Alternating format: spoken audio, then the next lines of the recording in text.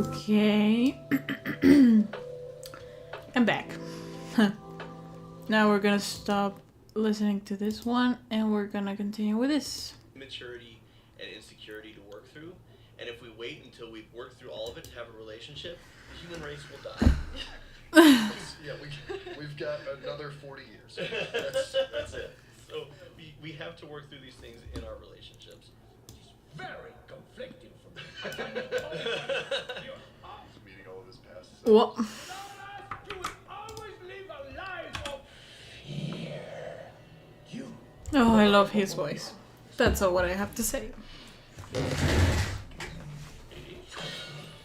Sorry to crash the party with your past lives, or your past deaths, as I like to call them. I was here to witness all of them. Each frivolous and but you didn't even notice because Boozing Boots laughs in the face of death, right? But you're not laughing now. You are no bounty hunter. You are death. That's good. I like movies that are good. More, please. More, please. This is your commentary for the day? I'm a professional. Y'all get any more of them Puss in Boots? And I saw someone on social media say, I just saw Puss in Boots. It's one of my favorite movies of the year. And I'm like, Lisa, I want some more. Sophie. What? The reason she liked it is because a review said it was Puss in Boots meets Logan. which is accurate. Pretty much, yeah. The body count is actually about the same. Probably about the same. It's less bloody in Puss in Boots, but still, like, people get jacked in this. Less bloody, more confetti. Yeah. Unicorn confetti. Yeah, I think the thing that makes this the most scary is obviously he's facing the personification of his own mortality. Yeah. I'm death. Straight up. Why is I You may think that how many times I've seen this. I mean, my Instagram was full of this thing.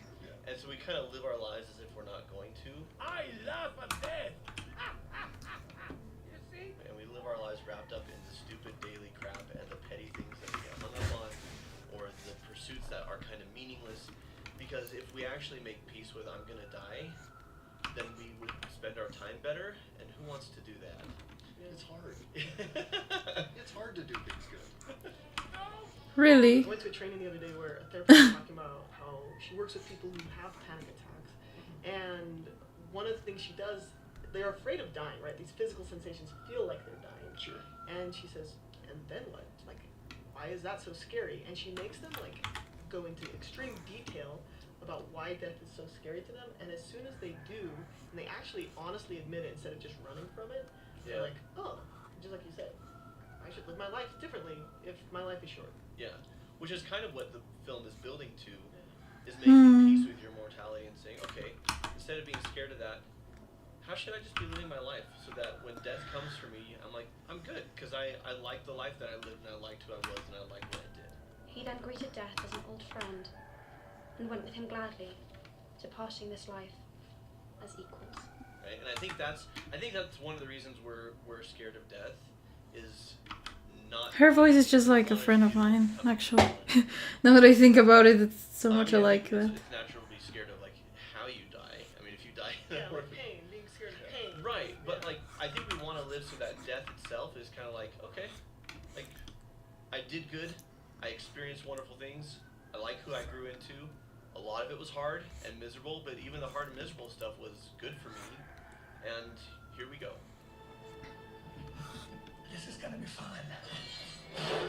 Oh, his The animation is voice. so cool. I'm just like, oh, his voice. Not So cool. very animated. Yeah, of course. Influenced action sequences. Yeah. I don't hate it. We That thing where they run at each other and fly into the air. Like, is that from Mission Impossible, like the motorcycle scene? Like, It's just a very anime influenced thing, which Mission Impossible 2 was Two. very influenced by. John Woo loves anime films. You really gotta stop losing that. His face, dude. The expressions. There you go.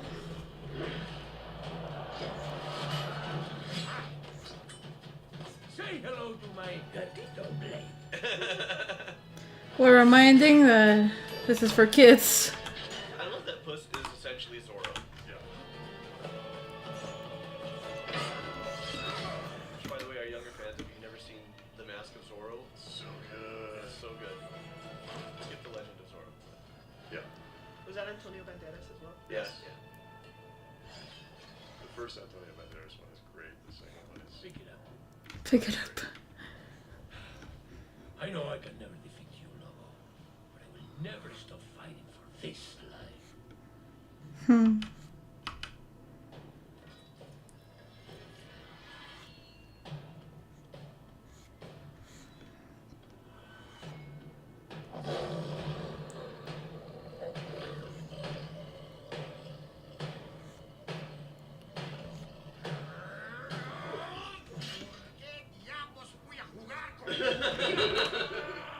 You're ruining this for me.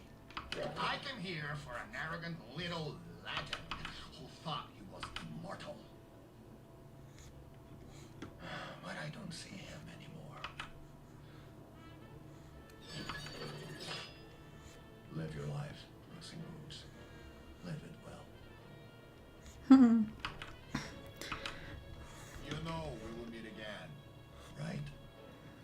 Sí, hasta la muerte.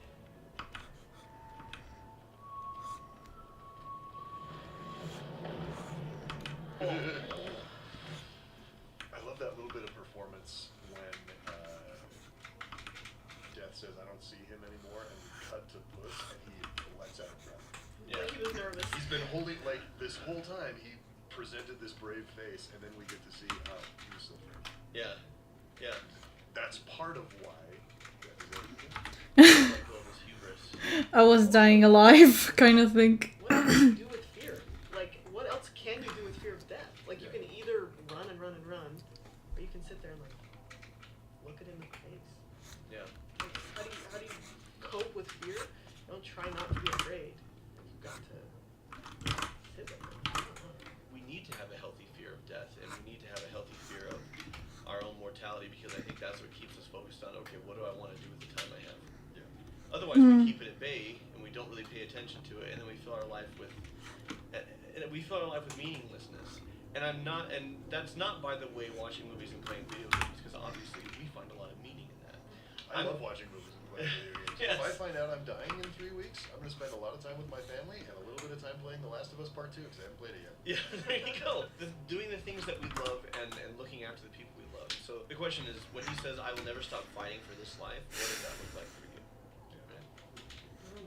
I'm playing The Last of Us Part 2, because I haven't played it yet. Emma, tell us where people should follow you. Obviously, your channel is. Therapy in a nutshell. Okay. Anything else? Socials? You got merch? You have a book? Now, this might be a real crucial thing of mine, but if I should ask myself too, if I would die tomorrow, which is today, like literally, or well, the next day of this one that we already have, what would I do to live a better life? I would spend time with my mother probably, and tell her a lot of cool stories. That would be the thing. I mean now, but in the future I would probably go to a cafeteria and just go with people so they expect my body to die. Something like I don't remember the name of this woman, but it's a movie of this guy that was it was like the first what is this called?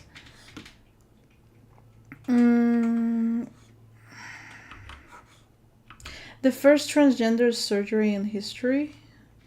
or not the first one, but it was like one of the first ones. Like it was possible, but it was so risky, at least for him. And then he and, well, in this case, she went to this wonderful garden with her ex-wife, and then she was there just waiting to the moment so she could die alone, knowing that she was a woman at the end of her days. And she died, she passed away there. So it was like, oh, that's beautiful. I mean, she didn't really die by suffering, but she died with this illusion of finally I'm a woman, right? And that's somehow wonderful for me, at least. So I would just definitely go with a team of this surgery sort of people. I don't know. I would go like, hey, call an ambulance or the actual funeral people and pay attention to me when I'm there. When you see that I pass away, please just take me in. And that's it. Just burn everything I have found. No, but in any case, I would be like that. It will be like, just leave me in my own so I can pass calmly and no suffering. More than the actual fear of the final seconds of my life by not knowing how to breathe anymore. Like, that would be beautiful. That would be so beautiful because I wouldn't really die by any regret or anything like that. It would be so, so wonderful. But what I would do before dying, because at least I have some 20 more years to go from this life, I would love to make an animated series. Yeah, I think it's the best thing that could happen to me, at least. An animated series about philosophy, about psychology, about world, and emphasis on magical stuff that no one could ever experience more than certain characters in life. The meaning of life, basically. It's like the Jungle Book or the Life book, I guess. I'm not sure the name of it. But it's not like that. It's not like Coco. It's not like a certain story, movie thing. It's more like a series of all these wonderful worlds, all these cultures I love. All the world and the things that at least we know, and all these wonderful things. I think I would love to do that because life is not complete without knowledge, and knowledge is not complete without the experience of our lives. So yeah, I'm quite a philosopher sometimes, but I prefer this rather than not knowing what I want to do. Getting lost is quite difficult to repair or to understand. So, turning a little bit weird, but it's okay.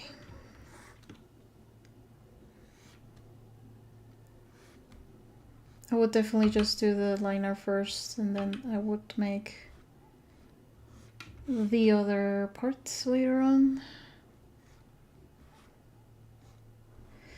But well, in the answer, I would definitely make a animated series or multiple films. If they don't allow me to use my anthro characters, I would inevitably do it with any representation. It doesn't matter that much the representation, but it matters more than like this thing of how do you tell the story. In other words, that's like the only way I want to go with life. And yeah, I'm getting real tired. But I will sleep in a bed. Because I really, really need to sleep for tomorrow. Tomorrow morning. Let me just check this out. Right here. So let's turn this off and...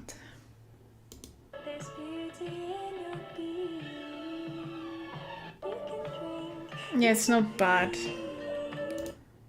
But it's still...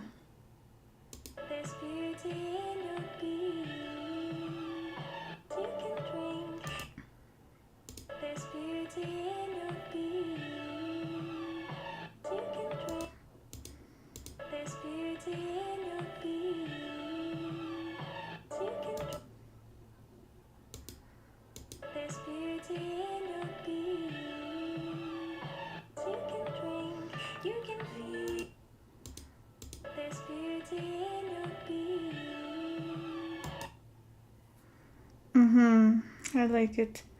Of course, this is real fluffy, but not gonna lie, this is actually real in real life. I do have a fluffy cat, which is spelled with Chi.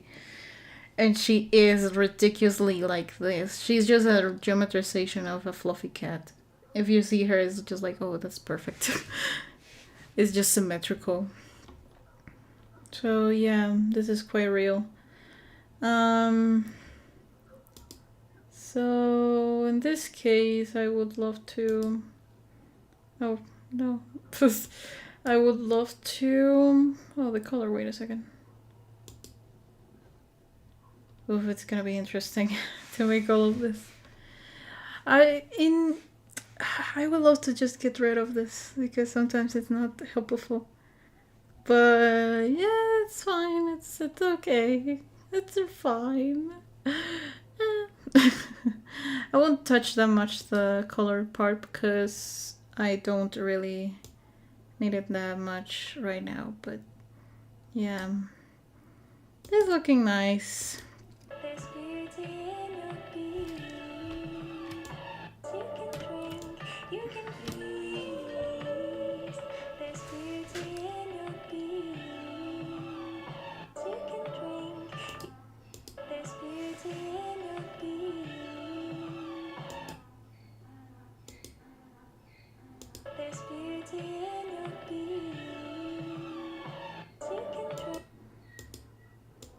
Oh.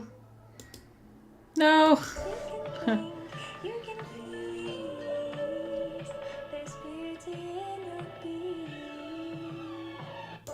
Okay, cool. I think I will now lead it to the black color. So there we go. This is fine. This is totally fine. I just want to find the actual thing here. The animation, the part that I did. This. As you might tell, this is good, but it should be better right here. Yeah, there you go. And here we can make another one where she's just putting down the face and then she closes her eyes. Oh, actually this one is good. Hoo. Nice. We'll be just coloring the black ones, like the black parts. And yeah, I think I would just call this a night because it's a freaking nightmare. It's literally 3:08 in the morning or middle of the night, so yeah. Yeah, just Let me see if I can find anything else. Death. Retire. You are too good looking to retire. If you say so.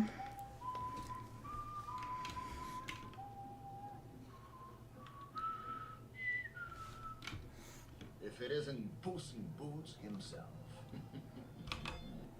There's the famous hat, the feather, and of course, the boots.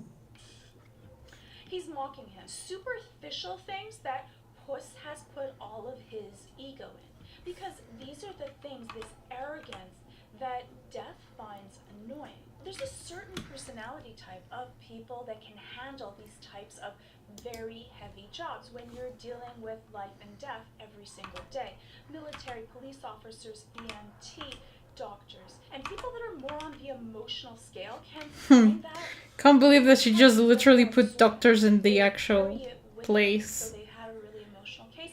Because it's like, oh, this is not an easy job then. Pragmatic or analytical can go through in their mind the reasons why this is important. And so because of that, don't take the same amount of emotional damage. It's still really, really hard. hard, especially when you have to do something day in, day out, that's emotionally really difficult. And feelings, even if you're more on the analytical scale, will still eventually sink in. Hey, I never do this, but can I get your autograph? I've been following you for a long time. I'm right there.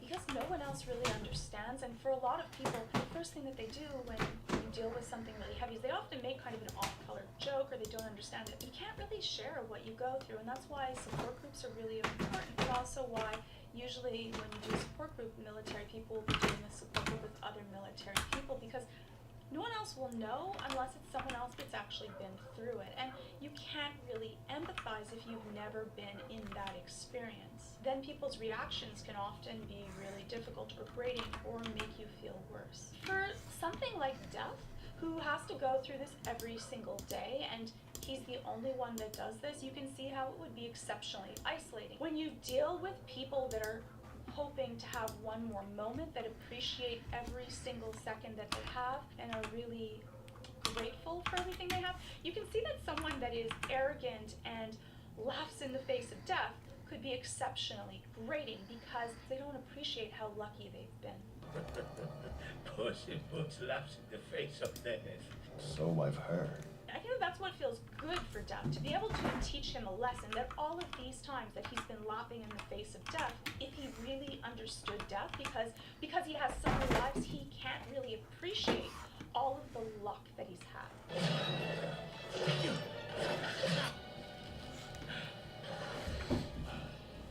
I just love the smell of fear.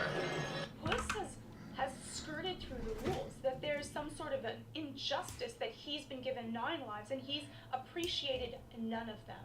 And so to be able to feel fear instead of the opposite emotion, which is laughter, that then makes him feel like there's more of a balancing of the scales.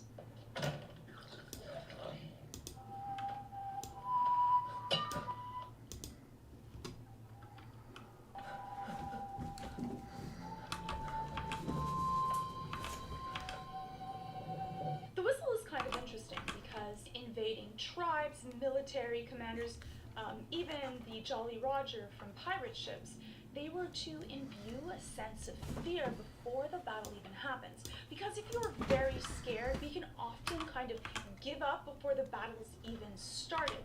That feeling of fear can actually destroy the opposing enemy without even having to do anything. And that means that your group, your troop, your military area won't even have to sacrifice as much. It's like when you roll the dice in D&D and you fail your fear check. You're already out of the battle even before it started.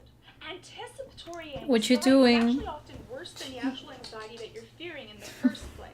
Because for anticipatory anxiety, it's the unknown. It's the things that you may not be able to control. Versus when you're in it, you only have to deal with what's in front of you in the moment.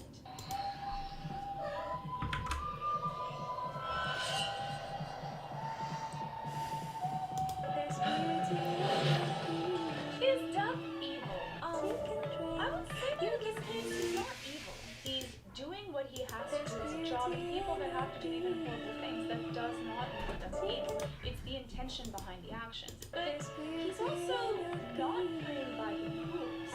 Even though he feels like he's breaking the rules because he feels like Puss is also broken the rules. But he's enjoying that. He's enjoying the fear that he's feeding into Puss because he doesn't feel like his arrogance is justified. So I would definitely put him more on the neutral category, because I wouldn't say that he's good either. Someone that is good would probably understand that Puss is ignorant. He doesn't Yeah, it's better. understand. This is so much better. Given, because he used to have 9 lives, so why would you really worry about it? When someone has gone through something so many times, they can definitely become jaded. The gravity of each situation becomes diluted in all the things that you've already had to cope with. And that's what happens with threshold theory, that the more that you do something, the easier it becomes and the less of an emotional toll that it takes upon your personality. Now, that is faster for those that are more analytical, and still takes much more time for those that are stronger on the empathic scale. I find the very idea of 9 lives absurd, and you didn't value any of them. And that's the crux of, I I think, what drives Death to be so annoyed with Puss. Death has had to take away, has had to bring people to the other side. And he's the one that has to be the conduit that has caused pain and misery for everyone else. And so he has seen the gravity of what other people have to go to. I think that a lot of people that have dealt with poverty or difficulty have the same feeling. People that are kind of born with silver spoons in their mouth and have it easy because of their position, or the people that they know, or how much money they have. The world isn't fair, but for those that see the most difficult parts of the world, it can be really hard when people, one, they don't appreciate what they have, but also when they're arrogant about it and actually act like, oh, it's because I'm more talented, I'm actually deserving of this. You can see how that would feel good to be able to teach them a lesson, or at least to see them have to suffer, because that's what you've been dealing with. You're gonna take the coward's way out? What's the matter? Lives flashing before your eyes? No, just one. It was really important in this scene that Death was able to observe that Puss could have chosen to take the easy way out and just wish himself back all of his lives, or even to be immortal. He's gonna fight for the one life that he has, even though he knows he might lose, because that is what is precious to him. And that's a huge difference in his own emotional growth. Pick it up. I know I can never defeat you, Lobo, but I will never stop fighting for this life. But it's an interesting thing when you're having a fight with someone and you're not getting what you want out of it. If someone isn't fighting back, or they're not using fire against fire, a lot of times you are feeding off of something in a fight. Yes, fights and strong emotions can actually become addicting. And for Death, what he's feeding off of is Puss's fear, to have an arrogant person that doesn't appreciate all that they have, to be able to let them suffer. And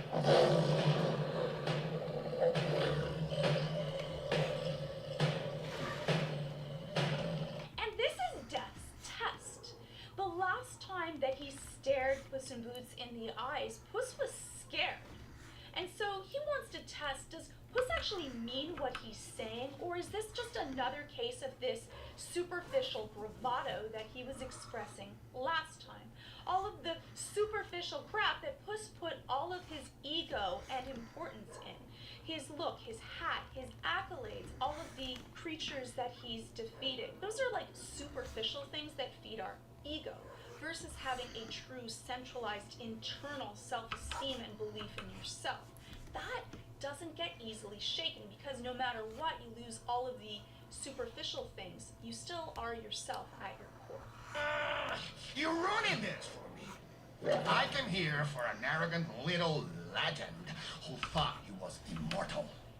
But I don't see him anymore. And it's interesting, because a lot of times we're angry at a person, and we change and we evolve. Not everyone.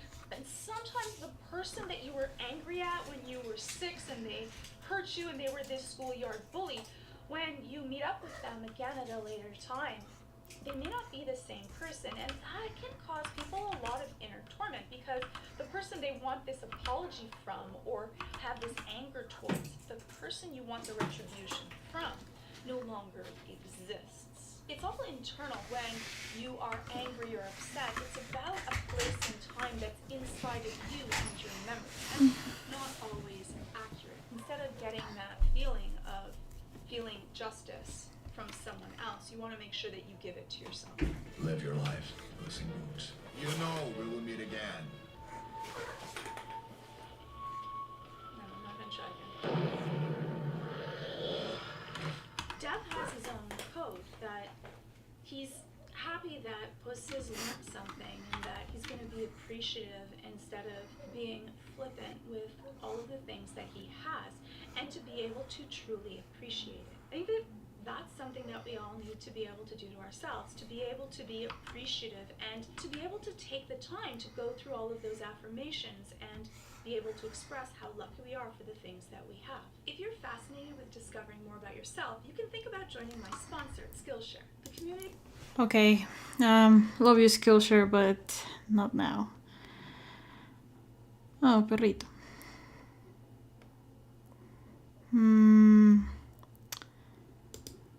nothing With one of our else. traumas. Nothing else that really interests me. So Love that it's only experienced through sadness. I guess we're gonna step into. Joy that I don't know if this is even there, but.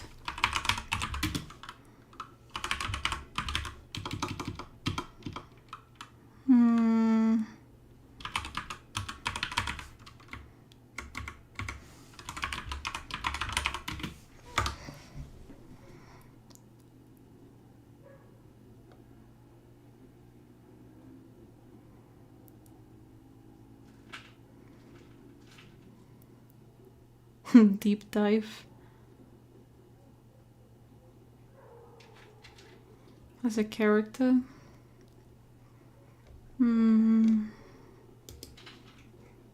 I hate Farina. I think she's egotistical, rude, narcissistic, dim-witted, and self-involved. Okay, you really didn't look at it that way, don't you?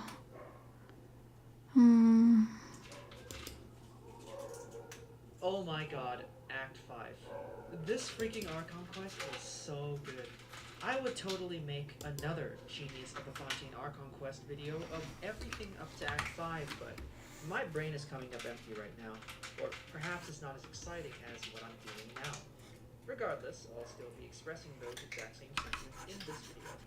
Today I want to talk about Farina in particular because I must formally acknowledge that this is perhaps the best character story that Holyo has ever made. Seriously, Farina is just an incredible character. Farina came into the story with high expectations, but contrary to what we'd normally expect from an Archon, we didn't quite get what we signed up for. Of course, this led to some mixed opinions from the fanbase. Some didn't like her at all, others were curious, and a whole bunch of opinions happened in the lead up to the end. But of course, those feelings were always based on an incomplete understanding. Nobody really knew what was happening, and that includes even the characters in-universe like Arlecchino and New Villain. However, now her secret is out, and I have to say, wow, I've never been so surprised at how perfect the explanations were for a seemingly unsolvable personality. Or maybe I find it unsolvable, but some of you lore masters out there are pumping your chest saying, "Ha! It was so obvious, I knew it all along." You know, for the rest of us, for me, I wasn't in that camp. During Fontaine's Act 5, we had perhaps one of the best executed presentations of a character story in Farina's inner world. They really nailed the concept of show, don't tell by showing us everything. Clear details and emotional storytelling. I really can't say enough good things about the Farina flashback. Now, one particular event during the flashback inspired this video. It was a scene where she was talking to Traveler inside the magic box, and then we heard her inner thoughts and how she arrived at the conclusion to not tell us anything. Now that we understand her story and saw the truth about her, it changes everything. And I mean literally everything. Every past Farina scene now has completely new meanings to interpret, and that's what we're going to do today in this video. Right. Very rarely does a character make you go back and rewatch their every scene in the story just to get a new understanding of them. And this is why Farina just might be the best character in Genshin Impact so far. Let's begin with the opening cutscene. Farina greets the Traveler for the first time with a very openly grand and boastful attitude. Now that we know she's playing the role, it gets depressing real quick. It wasn't her that raised the idea of fighting the Traveler, rather it was the audience. Lady Farina came here to personally see him. Oh, I bet this is going to be the duel of the century. Oh, I've got to see this. I knew Lady Farina would never disappoint. Farina then felt the pressure to impress It was her more like a by promising performance. duel before it backfired on her in embarrassing fashion. The Traveler was actually willing to throw hands right away, and that was it. Farina couldn't fight, so she tried to make an excuse. Then there was the bogus criminal charge, which could be best described as trying to trigger the grand trial she was promised. So you have this Traveler from another world going around and allegedly saving nation after nation from disaster, and now they're here. There doesn't seem to be a better candidate to star in this grand trial, so you decide, oh my god, now's my chance to save Fontaine. And then Lily foils your plan with the balloon trick. Both your attempts to play the god has failed in your initial meeting. You decide to retreat to the Opera Epiclese. It's no big deal. There's plenty of opportunities to advance the plan. Let's enjoy Lenny's magic show and... Yeah.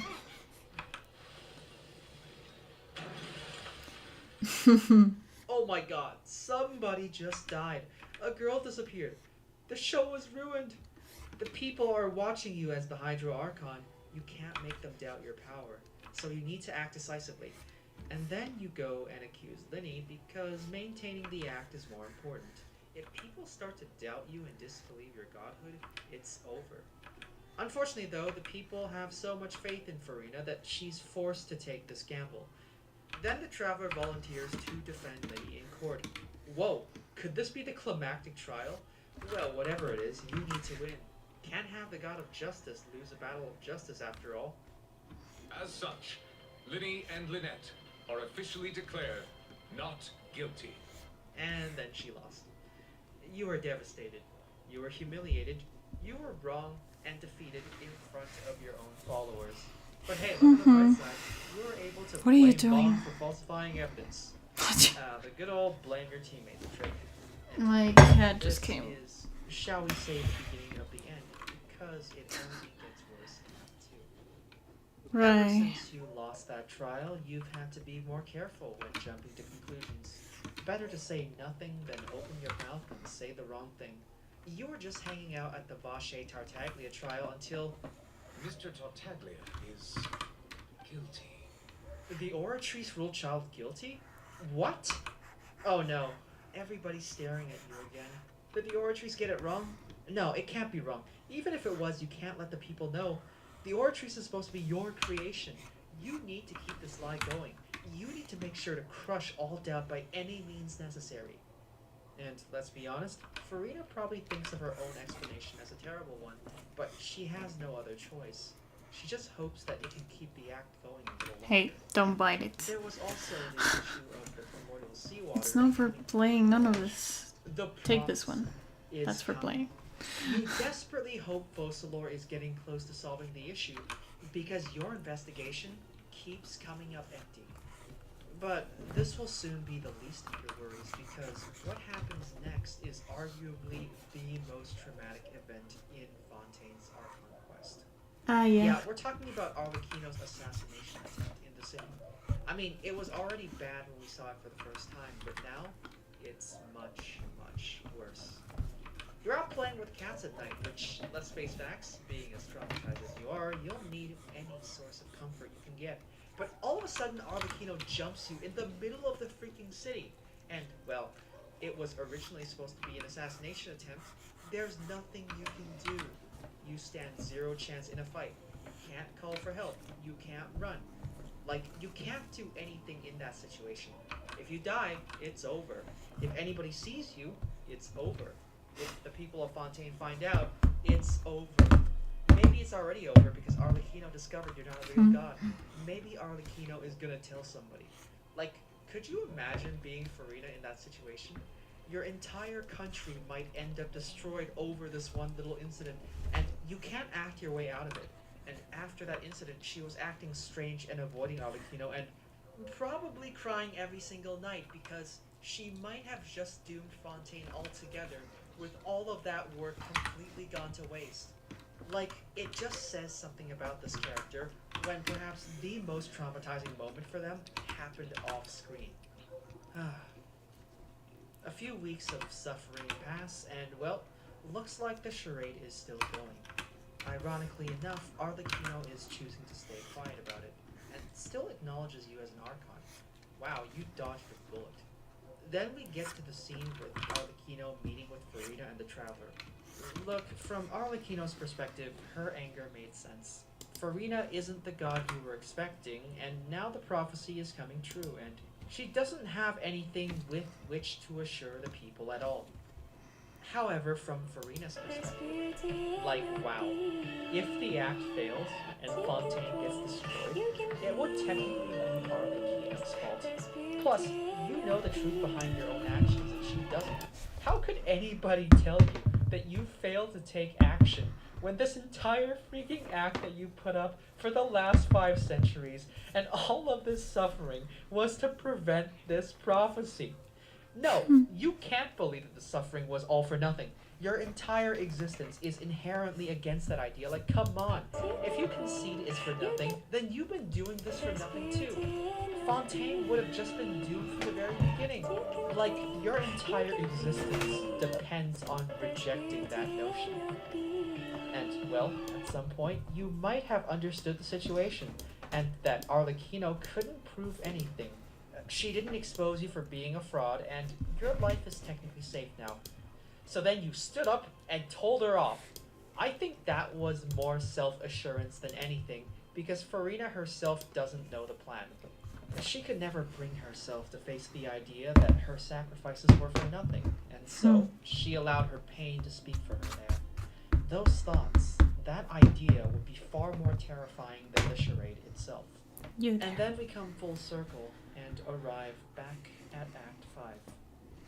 Poisson has been flooded, and now even Nouvelette, he's starting to confront you too.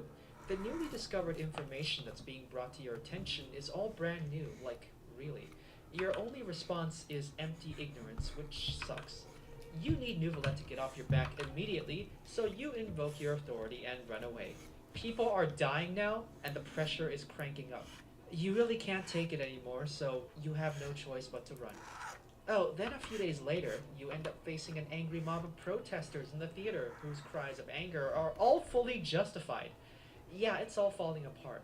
You then run away to Poisson. You look at the pool of primordial seawater, and dark thoughts flow through your mind. Like, at this point, the situation is getting out of hand and your excuses are no longer working. Everybody is getting frustrated with you, even Udex Nouvelette. Then we arrive at the scene with the Traveler, which we already got the perspective coverage from the flashback. But there's still one more traumatic event you have to go through. Your own trial. Honestly, you feel a little hopeful. With all the preparations set and all the build up this moment, this just might be the climactic trial that saves everybody. However, as the trial goes on, you slowly realize you're going to lose. They are trying to expose you as a fraud. But it's not only that. What hurts the most is that your own people are now treating you like a criminal. Nobody is on your side anymore, and you're completely alone.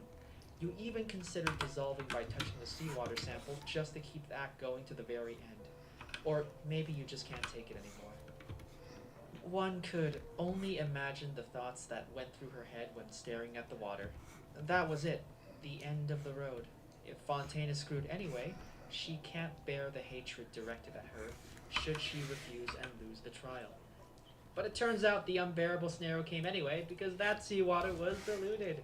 The worst case scenario happened, and, well, after a while it was all over.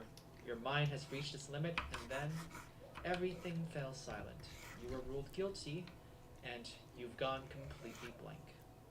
Everything that happened after, the death ruling from the Oratrice, the stone slates, learning the prophecy, the all-devouring narwhal, none of that mattered. You were weeping alone on your throne. In the most cruel and twisted way, Farina had to lose everything before Focalors could set her plan in motion and avert the prophecy. And well, that's technically the end of the hindsight analysis. Everything just...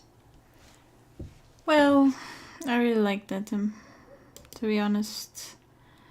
Just the same way that we saw Puss in Boots escaping from his responsibilities.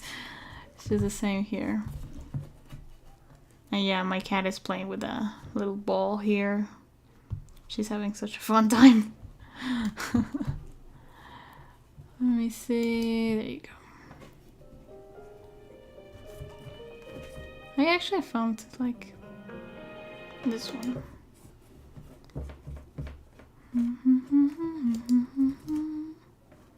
There you go.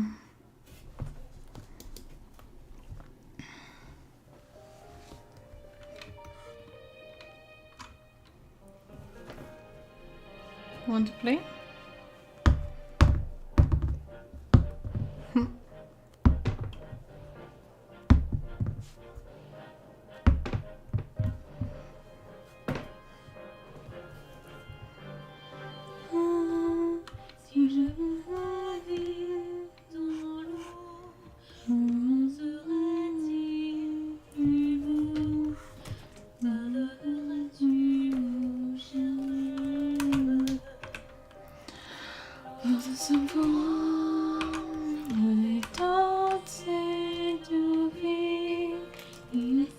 Hey, don't buy this.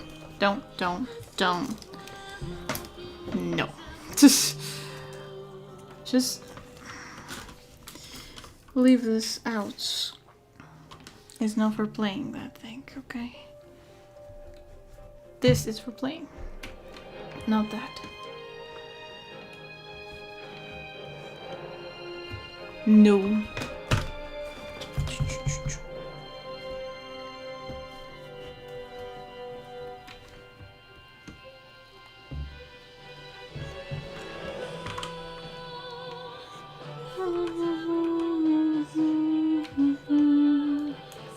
Don't you even try.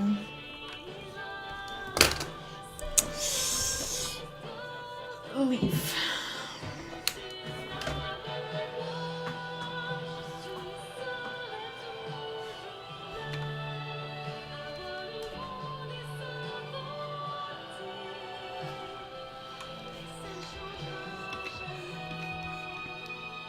Jamais.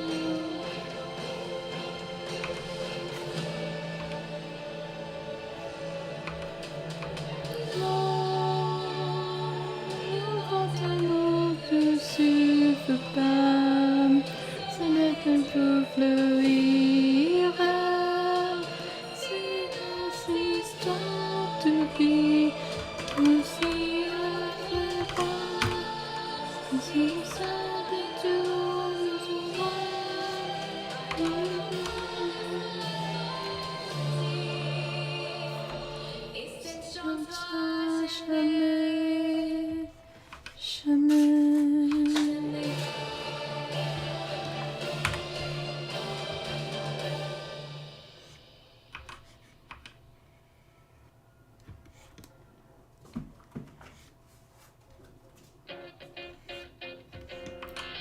Dun, dun, dun. Don't you notice how I get quiet when there's no one else around? Me and you, an awkward silence. Don't you dare look at me that way.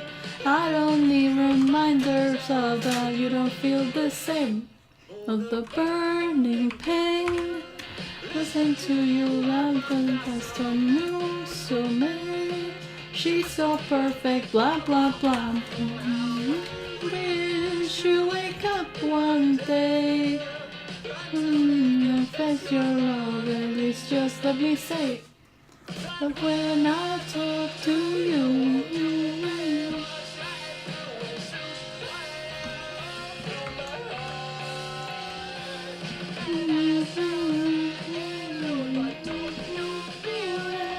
confess I loved you from the start.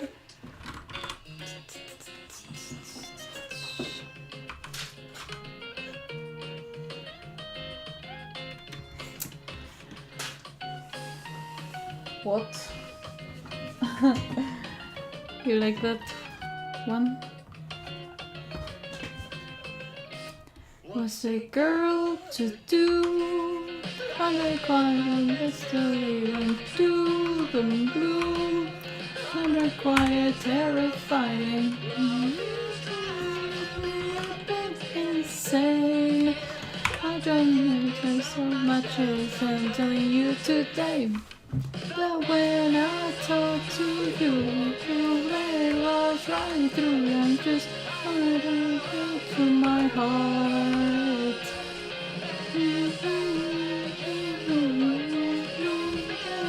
To confess I loved you from the start. Confess I loved you, just thinking of you. You know I loved you from the start.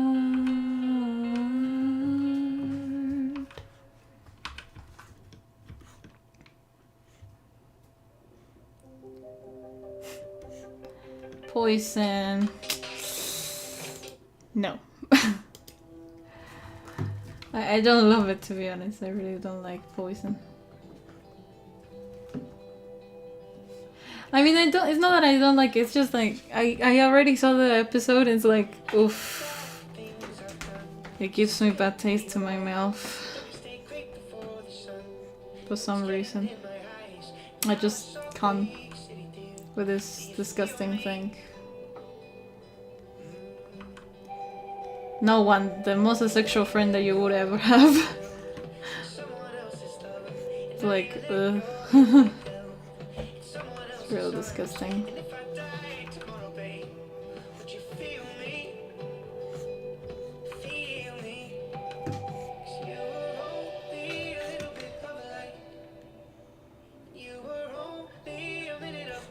There you go.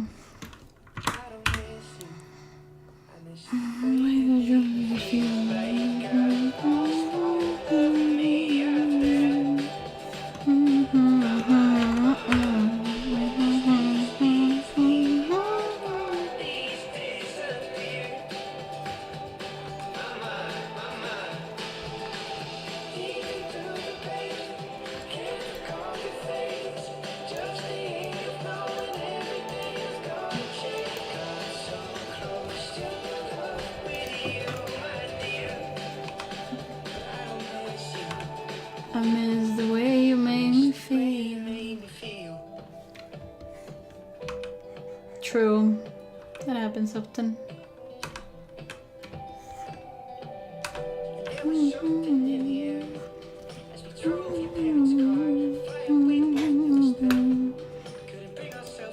What are you doing?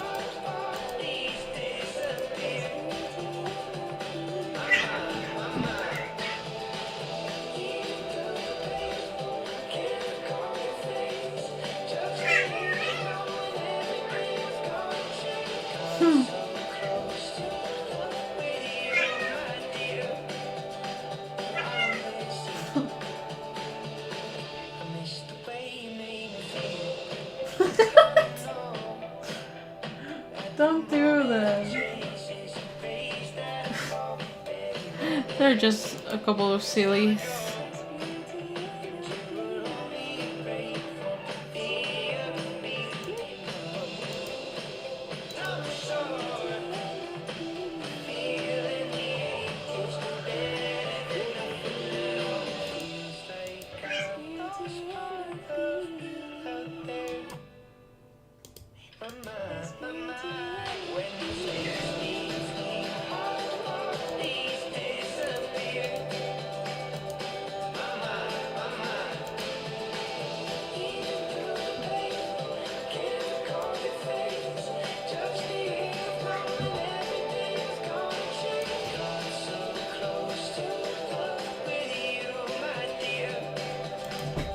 Oh.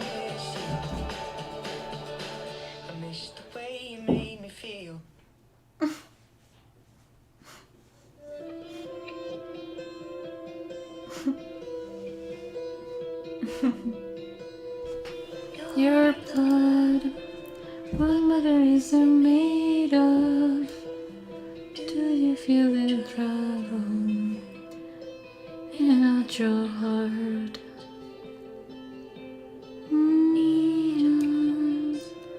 Stitching out the big holes would be the patterns that you fell apart.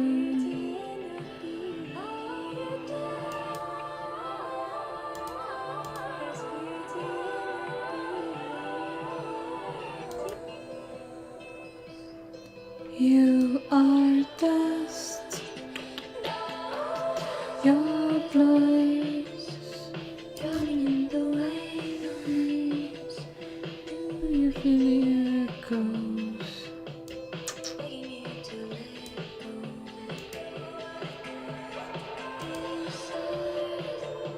Whoever this is made for, just wait until tomorrow. It might not be as cold.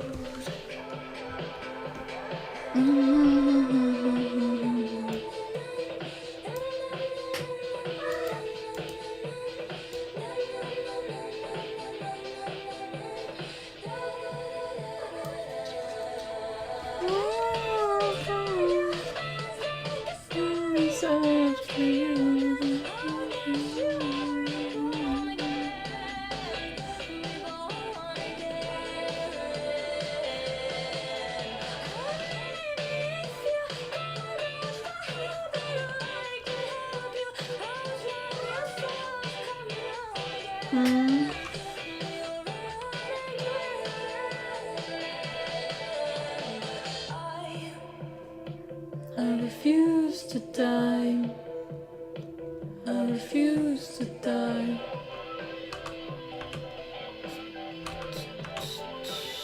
But I refuse to die.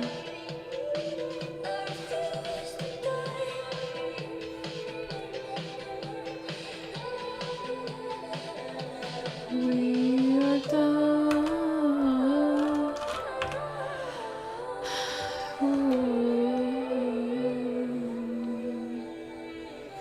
We are dust.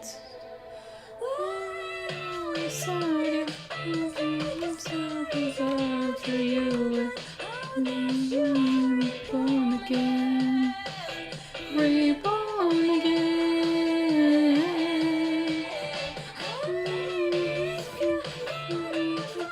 That I can help you.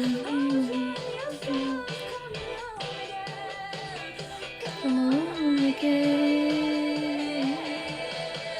You're dust. You are dust. You are dust.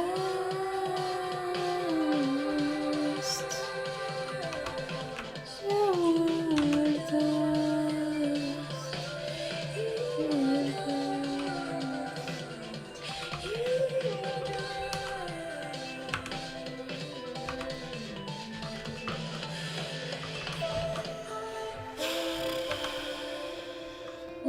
is it made of? Do you feel the problem in and out your heart?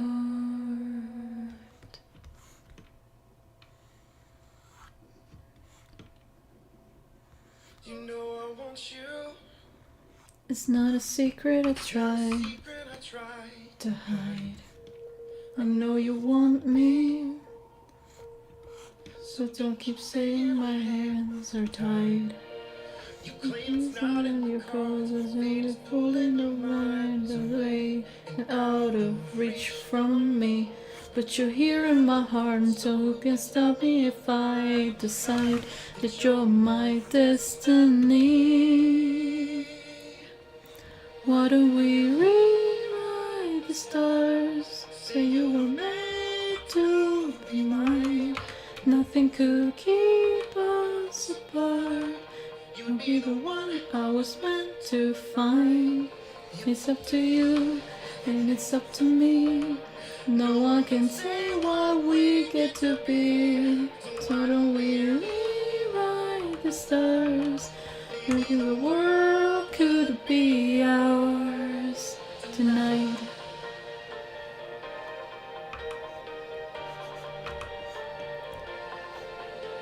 You think it's easy? You think I don't wanna run to you? There are mountains, nothing else that we can run through. I know you wonder why there's just able to be just you and me within these walls. And when I wake up inside, when I wake up and see that it was hopeless after all. No one could rewrite the stars. How can you say you'll be mine? Everything keeps us apart, and I'm not the one you were meant to find. Look at me, everyone tells us why we could be. How can we rewrite the stars so the world can be ours tonight? All I want is to fly with you. All I want is to fall with you. So just give me all of you. See that it's possible. When we rewrite the stars, you were meant to be mine. Nothing can keep us apart. You're the one I was meant to find. It's up to you, and it's up to me. No one can say what we get to be. Why don't we rewrite the stars, sing the world to be ours?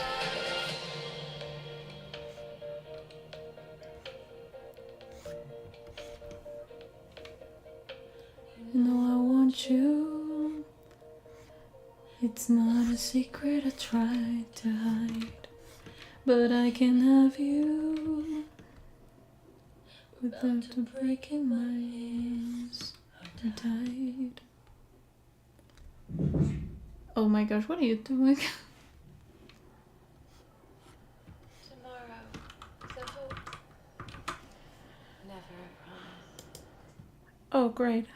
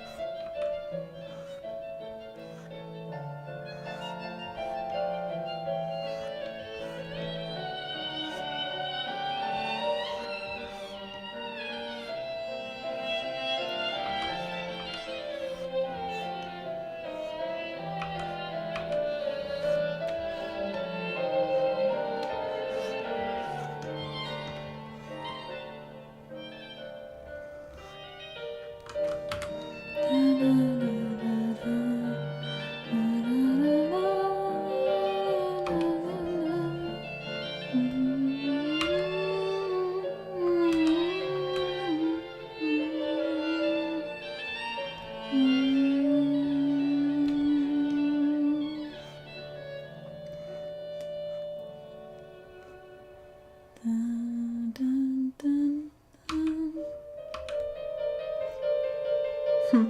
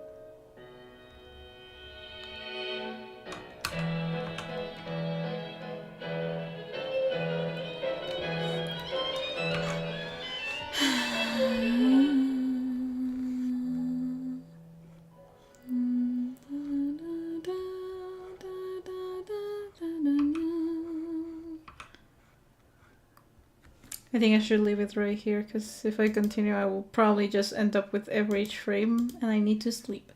So I was like, yeah, I'm just gonna stream for 2 hours or something like that. But now I'm like, I'm really not even thinking about it. I'm just animating. Okay, so I'll see you another day probably. I will just share with you what we have at the moment. You can drink, you can feast. There's beauty in your being.